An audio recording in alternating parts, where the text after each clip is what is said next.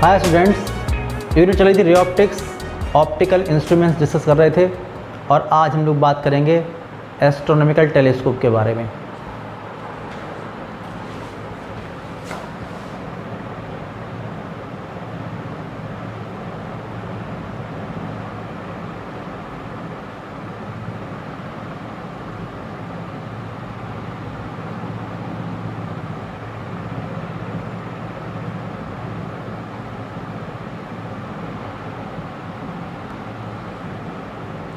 Astronomical telescope में वही चीज़ देखिए, फिर से बताऊँ आप लोगों को जो मैंने बताया प्रीवियस वीडियो में।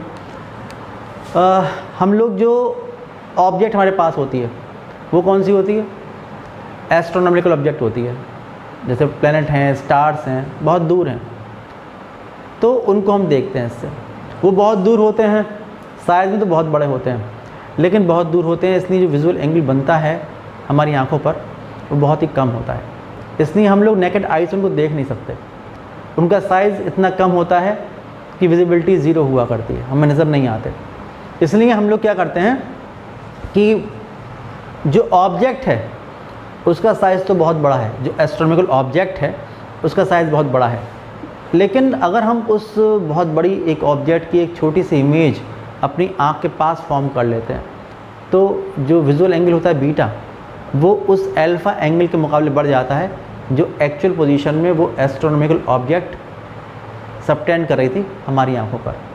तो बीटा अपॉन अल्फ़ा की जो वैल्यू होती है वो बढ़ जाया करती है और वही होती है मैग्नीफाइंग पावर, ये आप लोग जानते हैं, ठीक है ना। तो इसमें जो ऑब्जेक्ट है वो बहुत बड़े साइज़ की है, इसलिए उससे ज़्यादा लाइट कलेक्ट करनी है हम लोगों को। इसलिए जो लेंस टुवर्ड द ऑब्जेक्ट रहता है, जिसको हम ऑब्जेक्टिव कहते हैं, उसका अपर्चर बहुत बड़ा होना चाहिए जिससे ज़्यादा लाइट कलेक्ट कर सके वो, ठीक है। और हमारी आँख के पास जो आई पीस होगा, आई लेंस होगा, उसका अपर्चर स्मॉल होगा, ये बात ध्यान रखिए। तो जो ऑब्जेक्टिव होगा उसका अपर्चर ज़्यादा, उसकी फोकल लेंथ ज़्यादा। जो आई पीस है उसका अपर्चर कम, कंपैरेटिवली उसकी फोकल लेंथ कम, ये होगा। जो पुराना एपरेटस था टेलीस्कोप, उसको आपको कि ऐसे से ऐसे रख दे तो ना वो काम नहीं चलेगा, क्योंकि आई पीस का अपर्चर तो आज भी उतना ही है, वहाँ पर सिर्फ जो चेंज हुआ है आई पीस का उतना ही है। पहले टेलीस्कोप का, पहले हम बात करें माइक्रोस्कोप की, उसका अपर्चर स्मॉल ऑब्जेक्टिव का, और यहाँ बहुत लार्ज। टेलीस्कोप में ज़्यादा, माइक्रोस्कोप में कम ऑब्जेक्टिव का जो अपर्चर होता है, ये बात ध्यान रखने की है, ओके। अगर ये बात आप ध्यान रखेंगे तो कोई प्रॉब्लम आपको होगी नहीं। दोनों लेंस जो होंगे वो अक्रोमेटिक होंगे, मैंने बताया था। जो क्रोमेटिक एब्रेशन डिफेक्ट होगा वो इमेज में नहीं होगा। वाइट लाइट से इल्यूमिनेटेड ऑब्जेक्ट जो होगी उसकी जो इमेज फॉर्म होगी वो कलर्ड नहीं होगी, ये डिफेक्ट नहीं होगा उन लेंसेज में।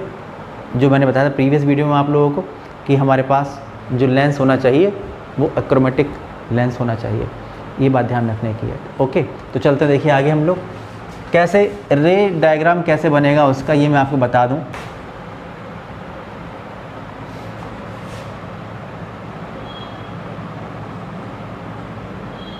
ये होगा लार्ज अपर्चर का ऑब्जेक्टिव,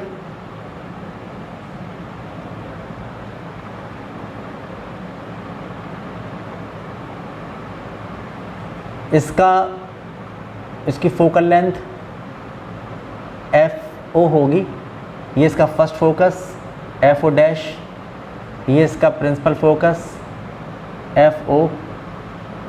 ये ऑब्जेक्ट अगर इनफाइनाइट पर है तो रेज अगर ऐसे रखी ऑब्जेक्ट तो parallel to the principal axis आएंगी, अगर ऐसे रखी है तो ऐसे आएंगी, पैरेलल रेज आएंगी।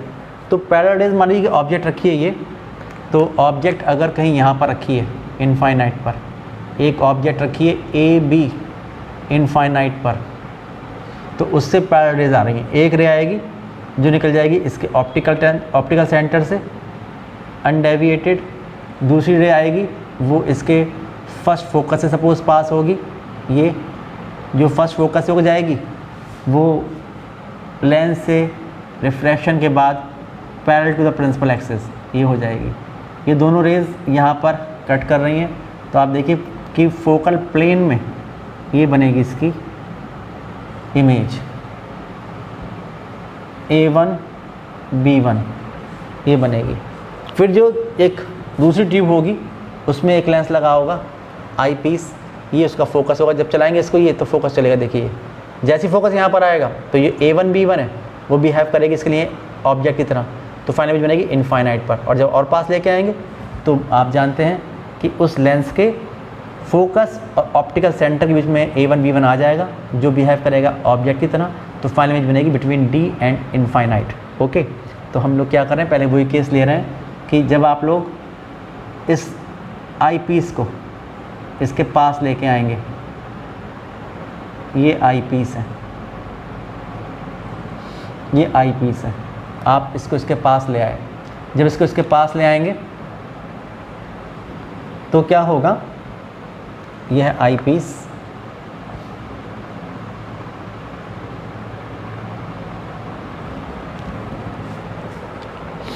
जब इसको इसके पास ले आएंगे तो इसका जो फोकस होगा आई पीस का, ये पहुंचेगा FE डैश यहाँ, और सपोज FE, ये होगा FE। ठीक है, तो यहाँ पर से जो दो रेज चल रही हैं आप देखिए कि एक रेज आएगी जो जा रही है इसके ऑप्टिकल सेंटर से, वो तो बिना किसी डिफ्लेक्शन के ये चली जाएगी, और जो जा रही है पैरेलल टू प्रिंसिपल एक्सिस, ये आप देखिए कि ये इसके फोकस से पास होगी ये। और जब आप दोनों को बैकवर्ड प्रोड्यूस करेंगे, यहाँ कहीं तो मिलेंगे नहीं, लेकिन बैकवर्ड प्रोड्यूस करने पर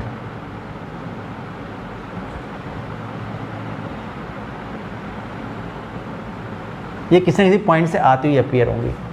जिस पॉइंट से आती हुई अपीयर होंगी, यहाँ से कोई देखेगा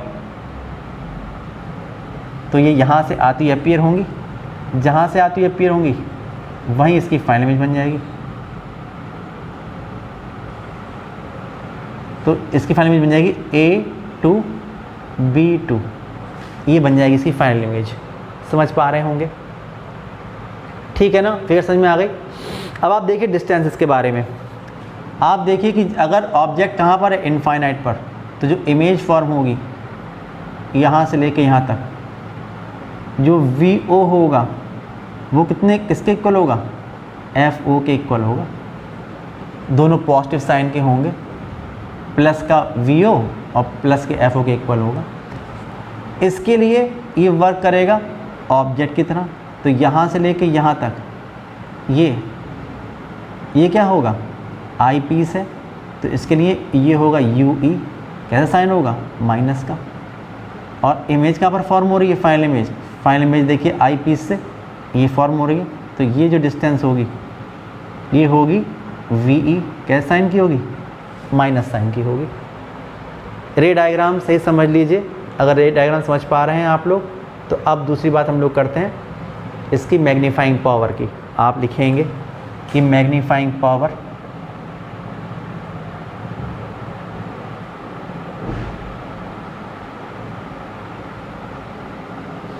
M इजिकल टू कितना होता है, beta upon alpha, where beta कौन सा एंगल है, visual angle formed by final image. जब A2 B2 फाइनल इमेज जितना भी बना रही है यहाँ पर विजुअल एंगल वो, and alpha visual angle formed by the object. Object कहाँ पर है, D पर, तो ना अगर कोई मान ली प्लेनेट है तो उसको हम D पर ला कहाँ पाएंगे, तो ऑब्जेक्ट कहाँ पर है, अपनी एक्चुअल पोजीशन पर। visual angle formed by the object when object is at its actual position।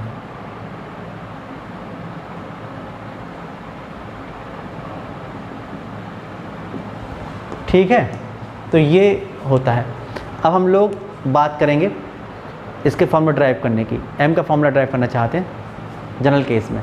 General case का मतलब ये हुआ कि जब जो फाइनल इमेज बन रही है ये d और इनफाइनाइट जो ह्यूमन आई की रेंज होती है d और इनफाइनाइट में कहीं पर बन रही है, तो हम लोग जो फॉर्मूला ड्राइव करने वाले हैं मैग्नीफाइंग पावर के लिए।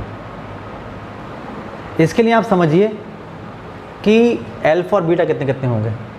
आप देखिए कि जब एक्चुअल पोजीशन में है तो जो ये एंगल बनेगा, जो हॉरिजॉन्टल से देखिए ये एंगल बन रहा है, ये एंगल यही तो अल्फ़ा है, और जब ये अल्फ़ा है तो ये एंगल अल्फ़ा है, ये वाला इस ट्रायंगल में निकालेंगे। और बीटा कौन सा है, यहाँ पर जो जितना एंगल बनाएगा फाइनल इमेज कौन सी, A to B2, जितना एंगल ही बनाएगी ये एंगल बीटा होगा,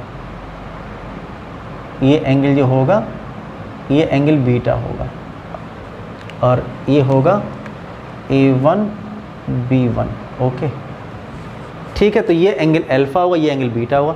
तो आप जानते हैं जो स्मॉल एंगल होते हैं वो अपने टेंजेंट के इक्वल होते हैं। तो इस ट्रायंगल से टेंजेंट अल्फ़ा निकाल लीजिए, इस ट्रायंगल से टेंजेंट बीटा निकाल लीजिए, पुट कर दीजिए, यहाँ पर आ जाएगा m। आप लिखेंगे कि in triangle A1 B1 O and in triangle A1 B1 E, in triangle A1 B1 O and triangle A1 B1 E we have कि alpha approximately tangent alpha, beta approximately tangent beta, ये हो जाएगा। Tangent alpha देखिए कितना होगा इसमें, ये होगा A1 B1 upon B1 O, A1 B1 upon B1 O, और टेंजेंट बीटा देखेंगे तो A1 B1 upon B1 E, A1 B1 upon B1 E।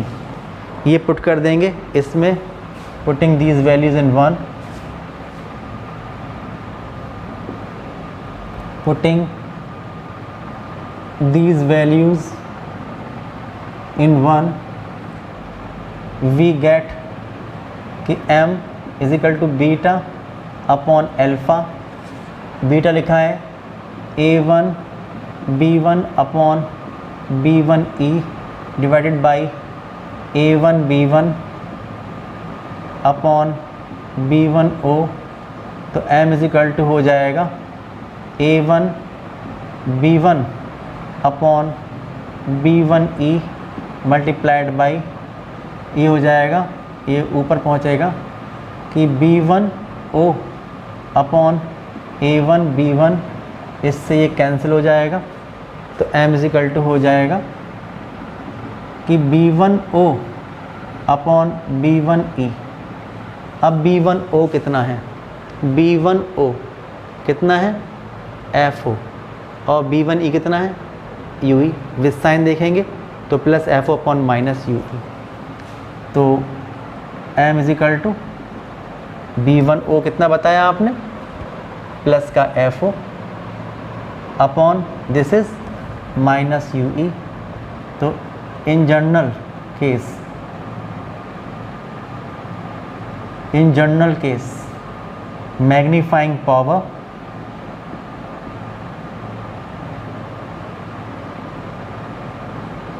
m is equal to minus FO upon UE, ये फॉर्मूला आ जाएगा।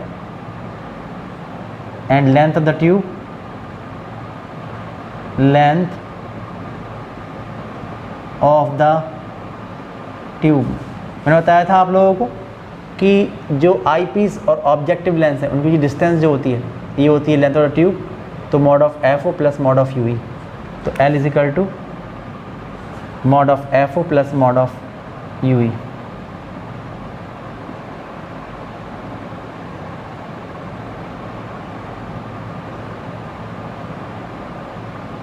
तो ये general फार्मूले हमारे पास निकल के आते हैं। कहीं पर भी इमेज बने तो ये फार्मूले होंगे, लेकिन इसके लिए ज़रूरी ये है कि ऑब्जेक्ट इनफाइनाइट पर होनी चाहिए, यानी कि जो डिस्टेंस है ऑब्जेक्ट की वो इसकी फोकल लेंथ के मुकाबले बहुत ज़्यादा होनी चाहिए, ये बात ध्यान रखिएगा। अगर ऑब्जेक्ट इनफाइनाइट पर नहीं है तो फिर आपको इस तरह से दोबारा फॉर्मूला ड्राइव करना पड़ेगा। और कोई न्यूमेरिकल ऐसा आता है तो ध्यान रखिएगा, फॉर्मूले से काम नहीं चलेगा, आपको फिर से ये कॉन्सेप्ट लगाना पड़ेगा। फ़िलहाल इस कॉन्सेप्ट के बाद अगर मैं आपसे कहूँ 2 केसेस हमारे पास हैं, एक बार फाइनल इमेज बन रही है डी पर और एक बार बनेगी इनफाइनाइट पर, तो उस वक्त हमारे पास क्या फार्मूले होंगे एम के लिए और एल के लिए, ये हम ड्राइव करने वाले हैं। तो case first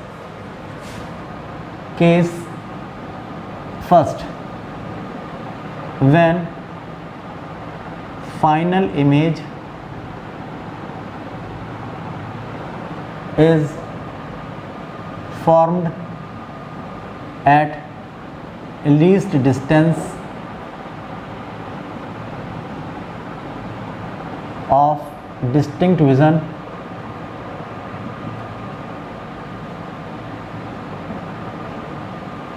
D is equal to 25 centimetre.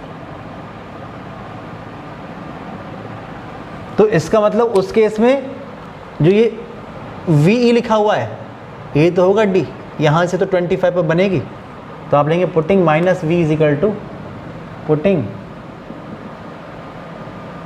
Minus VE is equal to minus D, ये मतलब होगा। तो किसके लिए लेंगे आप देखिए क्या निकालना है आपको, UE 1/UE निकाल लीजिए तो काम चल जाएगा। आप लिखेंगे for eyepiece from lens formula, for eyepiece from lens formula, क्योंकि इमेज कहाँ पर बनेगी ये डिपेंड करता है आई पीस पर। अगर आप पीछे हटा देंगे और ये एफ ई आ गया A1 B1 पर तो बनेगी इमेज इनफाइनाइट पर। अगर आपने इसको पास कर दिया तो कहाँ पर है ये फोकस और ऑप्टिकल सेंटर के बीच में किस जगह पर है उस पर डिपेंड करेगी इसकी फाइनल पोजीशन कहाँ पर है, इसलिए हम लोग आई पीस को चूज़ करते हैं। तो for eyepiece from lens formula 1/V minus 1/U is equal to 1/F, ये फार्मूला होता है। बात करें आई पीस की तो VE UE FE ये कर देंगे। तो आप देखेंगे पुटिंग जो अगर खाली V की बात करें तो V कितना होगा माइनस का DE, ये हो जाएगा। UE कितना होगा, ये हो जाएगा माइनस का UE। और फोकल लेंथ कैसी होती है इसकी, फोकल लेंथ पॉजिटिव ही होती है क्योंकि कॉन्वेक्स लेंस है, तो V गेट जब यहाँ पुट करेंगे तो 1/, जहाँ लिखा है VE ये होगा माइनस D, माइनस जहाँ लिखा है UE वहाँ पर माइनस UE और 1/+ FE। तो 1/D plus 1/UE is equal to 1/FE, ये हो जाएगा। इसको माइनस का है, जब आप इसको धर ले जाएंगे तो 1/UE is equal to 1/FE plus 1/D हो जाएगा। तो 1/UE is equal to 1/FE, ये आप ले लीजिए कॉमन, तो 1+ FE/D ये हो जाएगा। यहाँ पर पुट कर दीजिए 1/UE की value, putting this value in A,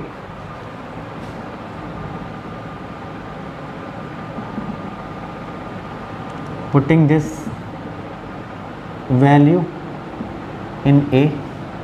तो मैग्नीफाइंग पावर M कब, जब D पर बन रही फाइनल इमेज, कितनी हो जाएगी -FO/FE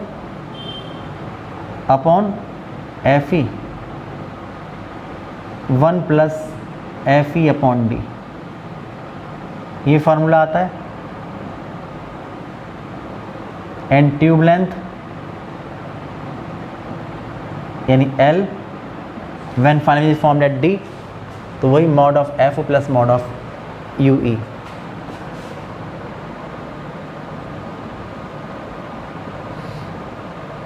सपोज ये क्वेश्चन नंबर C, ये क्वेश्चन नंबर D, ये फॉर्मूले आते हैं। समझ पा रहे होंगे आप लोग किस तरह ड्राइव कर सकते हैं हम लोग।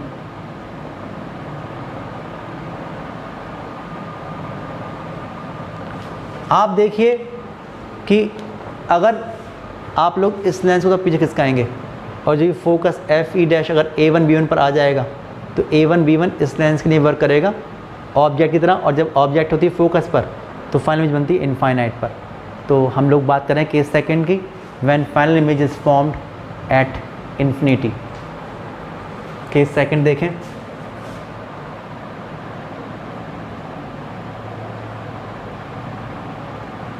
When final image is formed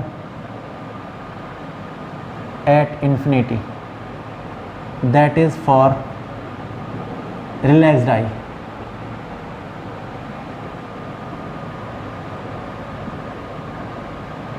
आप देखिए इसका जो रे डायग्राम बनेगा वो कैसे बनेगा। पहले ऑब्जेक्टिव,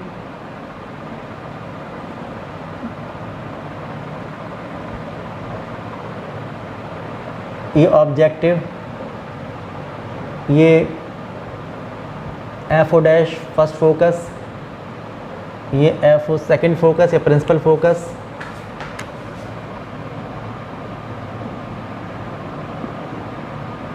एक ऑब्जेक्ट रखिए ए बी, इनफाइनाइट पर रेज आएंगी पैरेलल, पैरेलल रेज में से एक रे पास हो जाएगी इसके ऑप्टिकल सेंटर से बिना किसी डिफ्लेक्शन के, दूसरी पैरेलल रे जो पास हो रही है सपोज़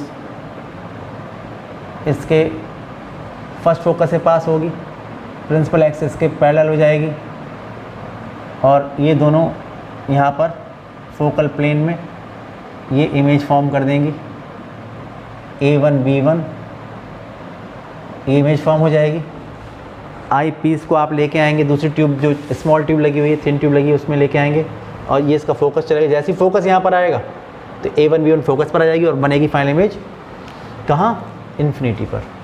तो जब आप लोग आई पीस को लेके आएंगे यहाँ रखा आपने आई पीस, ये रखा आई पीस,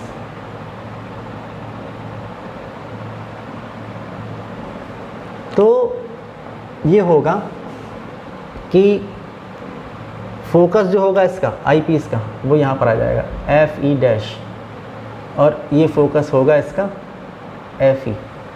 तो एक रे जो जाएगी इसके ऑप्टिकल सेंटर से, ये तो बिना डिफ्लेक्शन सीधी निकल जाएगी, और दूसरी जा रही पैरेलल टू प्रिंसिपल एक्सिस, ये लेंस से निकलने के बाद ऐसे फोकस से पास होगी। दोनों रेज कहीं मिलेंगी नहीं, बैकवर्ड प्रोड्यूस करने पर इनफाइनाइट से आती हुई अपीयर होगी।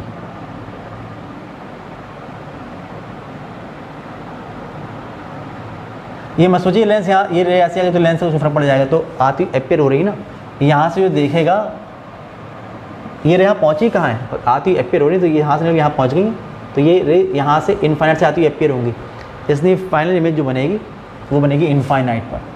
अगर आप डिस्टेंस की बात करेंगे तो आप देखेंगे कि यहाँ से लेके यहाँ तक ये डिस्टेंस है, ये इसकी फोकल लेंथ यानी एफ ओ के इक्वल है, और ये जो डिस्टेंस है ये आई पीस के लिए जो ऑब्जेक्ट A1 B1 की तरह बिहेव कर रहा है, ये क्या हो जाएगा, ये होगा यू ई, ये किसके इक्वल हो जाएगा, ये फोकस, इसकी फोकल लेंथ इस तरफ है इसलिए माइनस का एफ ई, और जो फाइनल इमेज बन रही है वो बनेगी इनफाइनाइट पर। तो आपने क्या किया, जो माइनस यू था वो माइनस एफ ई के पुट कर दिया। तो इसका मतलब ये हुआ कि जो ऑब्जेक्ट की डिस्टेंस है वो क्या पुट करी, U is equal to F put कर देंगे यहाँ पर, तो एम निकल आएगा। आप लिखेंगे from figure it is clear that, from figure it is clear that in this case u e is equal to f e, putting in A and B.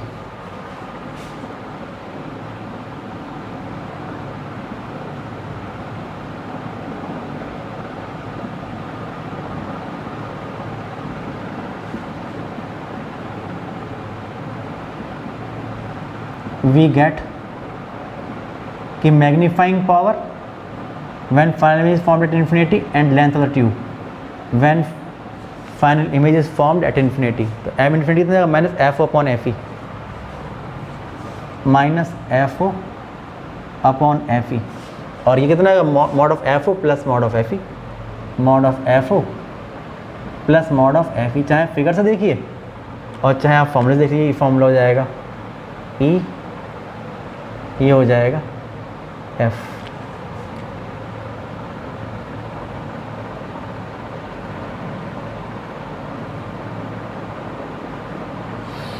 तो आप देखिए, अगर आप चाहते हैं कि ज़्यादा मैग्नीफाइंग पावर हो तो एफ ओ ज़्यादा, जो ऑब्जेक्टिव लेंस है उसकी फोकल लेंथ ज़्यादा, और जो एफ ई है वो कम।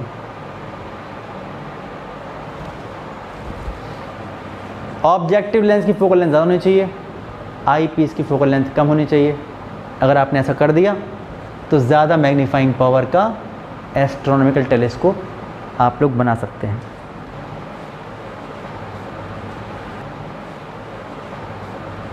आज के वीडियो में इतने रखते हैं, नेक्स्ट वीडियो में हम बात करेंगे रिफ्लेक्टिंग टाइप टेलीस्कोप की। तब तक के लिए बाय बाय।